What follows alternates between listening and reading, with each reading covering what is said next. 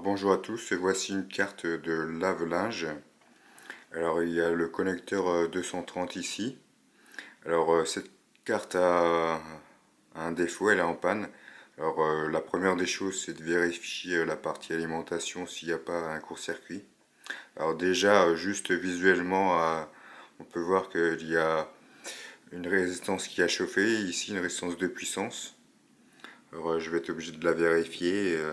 Alors pour vérifier une résistance, il faut forcément la dessouder ou dessouder au moins une patte. Et ensuite il y a le code des couleurs, de vérifier sa valeur.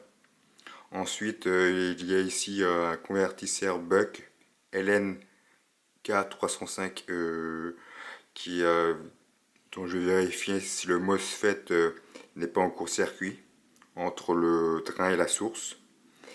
Et on va voir ce que ça va donner. S'il y a un court-circuit ou pas. Alors j'ai donc dessoudé la résistance qui était cramée pour voir si ça vient que de cette résistance. Mais en dessoudant cette résistance, il y a toujours un court-circuit entre le drain et la source du convertisseur.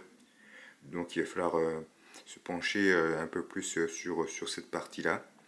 Et juste en dessoudant cette résistance de cramée, elle s'est complètement cassée en trois parties, ce qui prouve bien qu'elle était bien cramée. Et on voit bien avec des taches noires de brûlé. Voilà, donc il va falloir changer cette résistance et ensuite de vérifier pourquoi il y a toujours un court-circuit sur le convertisseur Buck. Alors moi je pense que déjà je vais dessouder le drain et la source pour vérifier si ça vient bien de ce convertisseur. Et si ça vient bien de ce convertisseur, il va falloir le changer. Alors j'ai dessoudé le convertisseur LNK305 qui était ici au milieu. Maintenant il n'y a plus de court-circuit entre le drain et la source. J'ai vérifié avec le multimètre. Et donc ça venait bien, le court-circuit venait bien de ce convertisseur. Il va falloir donc le changer. Et la carte après devrait redémarrer en changeant ce convertisseur et la résistance.